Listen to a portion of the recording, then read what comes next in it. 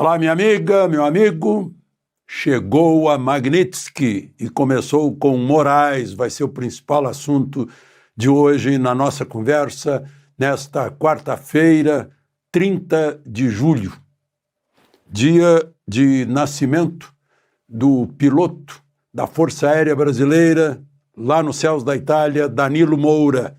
Nasceu em 1916 na minha Cachoeira do Sul. É o nosso grande herói dos ares, junto com o irmão dele, Nero Moura. Danilo Moura tem um episódio, uma aventura que deu uma ópera, a ópera do Danilo. Ele foi abatido atrás das linhas alemãs e foi embora a pé por quase 400 quilômetros, uma história cheia de peripécias. Bom, mas vamos ao principal assunto de hoje, Magnitsky. Lembre-se de se inscrever antes disso e, ao final, de deixar o gostei ou não gostei.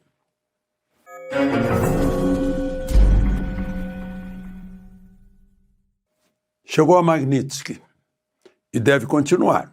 Começou com o ministro Alexandre de Moraes. Por que eu digo isso? Porque não fui eu que disse. Foi quem anunciou. O secretário do Tesouro, que equivale a ministro da Economia ou ministro da Fazenda dos Estados Unidos. O secretário do Tesouro disse que o Departamento do Tesouro, ou seja, o ministério dele, continuará a responsabilizar aqueles que ameaçam os interesses dos Estados Unidos e a liberdade dos nossos cidadãos. Scott Bessent. Depois, o outro secretário de Estado, o secretário de Estado, Marco Rubio, disse o seguinte: togas não podem proteger quem atropela direitos. Então a gente já imagina que os próximos seriam togados. Bom, foi aplicada hoje, então, a Lei Magnitsky em Alexandre de Moraes, bens bloqueados, inclusive de qualquer empresa ligada a ele, né? Família, assim como não tenho visto, quaisquer bens nos Estados Unidos, qualquer movimento de finanças, patrimônio, ligações, pode ser cartão de crédito, conta corrente bancária, bancos que têm filiais nos Estados Unidos, empresas aéreas que têm filiais nos Estados Unidos, redes sociais que têm base nos Estados Unidos, tudo isso ele está fora. É uma punição, é uma lei, já vou explicar a lei a quem diz respeito a direitos humanos. Mas vamos ao que disse mais o secretário do Tesouro, que Moraes é responsável pela campanha opressiva de censura, detenções arbitrárias que violam direitos humanos e processos politizados contra o ex-presidente Jair Bolsonaro. A ação de hoje segue a de suspensão de vistos pela cumplicidade nas ações de Moraes. Moraes deteve arbitrariamente um jornalista por mais de um ano em retaliação ao exercício da liberdade de expressão. Aí ele vai relatando as prisões, os bloqueios, as contas bloqueadas, os bloqueios nas redes, os bloqueios de passaporte, os banimentos, a Polícia Federal nas casas das pessoas por ordem de Moraes, né? Ele diz, por isso ele se envolve em graves abusos de direitos humanos. Bom, por que se chama Lei Magnitsky? O Sergei Magnitsky, um advogado, foi preso, torturado, foi deixado na prisão, né? Assim como Felipe Martins, como Mauro Cid, na tentativa de obter dele confissões que revelariam movimentos contra o governo do Putin, né? E ele acabou morrendo na prisão, assim como morreu o Clesão, né? Então, tem semelhança, sim, né, com esses dois casos, né? Mas não para aí a questão de Moraes. O Eduardo Talhaferro, que se revelou agora que está na Itália, se sente liberado e disse hoje numa entrevista com o Luiz Ernesto Lacombe, que claro que ele juntou todas as provas de ilegalidades de Moraes lá no Tribunal Superior Eleitoral, inclusive que dizem respeito às eleições de 2022, e que a cópia de tudo isso está com outra pessoa, para ele se sentir garantido. Só para a gente lembrar, ele era chefe da Assessoria Especial de Enfrentamento à Desinformação no Tribunal Superior Eleitoral.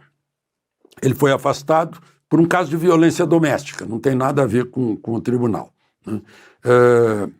Então, diz que não vai adiantar nada por hora. Bom, e outra questão, um grupo de 16 deputados europeus está entrando no Parlamento Europeu pedindo que a União Europeia também adote sanções contra Moraes, né, por flagrantes violações de direitos humanos e princípios democráticos.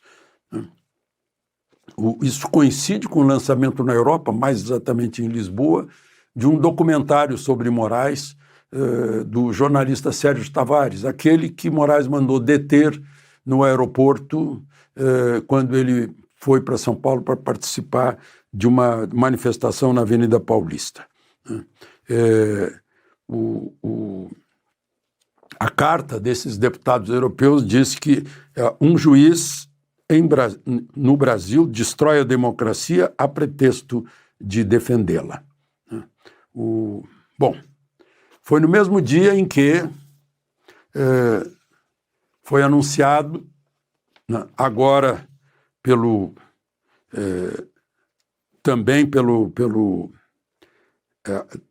governo americano, da tarifa, foi anunciado pela Casa Branca. A tarifa adicional já tinha uma tarifa de 10%, aí mais 40% para ficar 50%. Não é a partir de 31 de julho, é a partir de 6 de agosto, ou seja, na próxima quarta-feira. Deram uma semana do anúncio do decreto, né, de Trump. Eu lembro que lá atrás, quando o Trump anunciou a tarifa de 10%, era a tarifa mais baixa do mundo. Favorecia o Brasil. Era pequeniníssima só para compensar alguns favorecimentos fiscais do Brasil para produtos que estavam exportando para os Estados Unidos.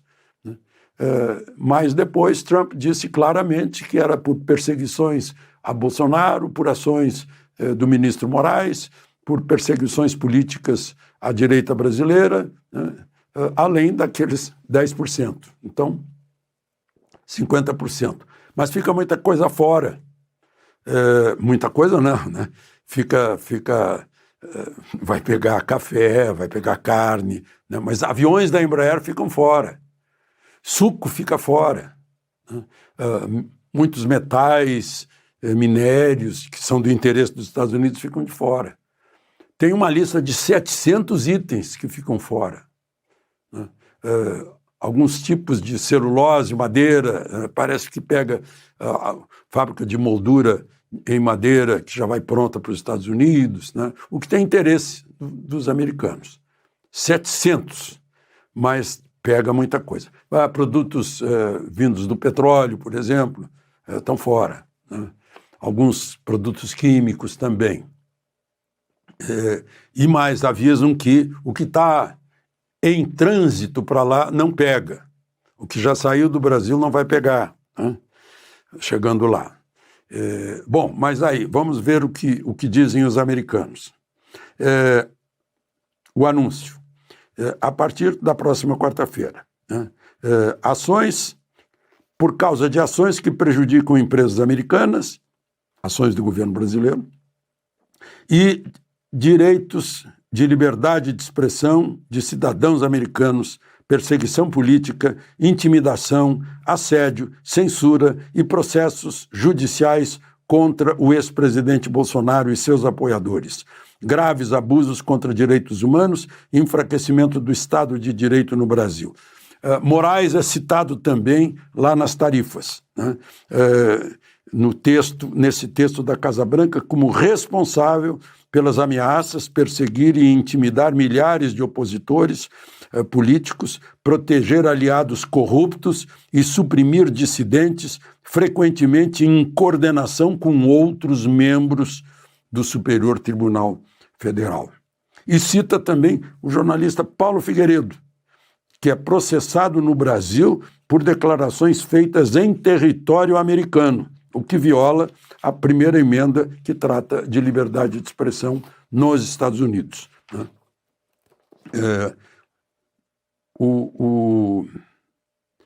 Bom, aí vamos a uma outra questão que está no fulcro disso. Sem planejamento estratégico, o Brasil agiu, o governo Lula agiu como se nada tivesse acontecido. Não fez nada. Dá a impressão que isso fortalece a tese de que Lula quer uma desculpa para o fracasso de seu governo e para se jogar nos braços da China. Um dos indícios. O nosso chanceler, ministro de Relações Exteriores, Mauro Vieira, estava nesses dias, segunda e terça-feira, agora, nessa semana, em Nova York, na ONU.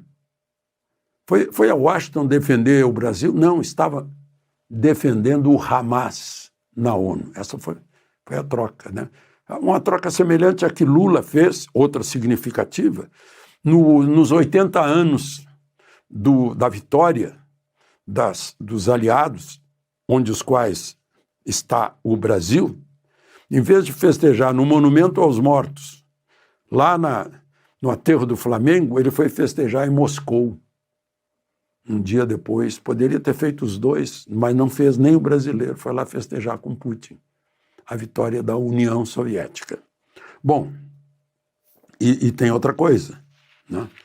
Agora, no mesmo dia, Lula dá uma entrevista ao New York Times, né?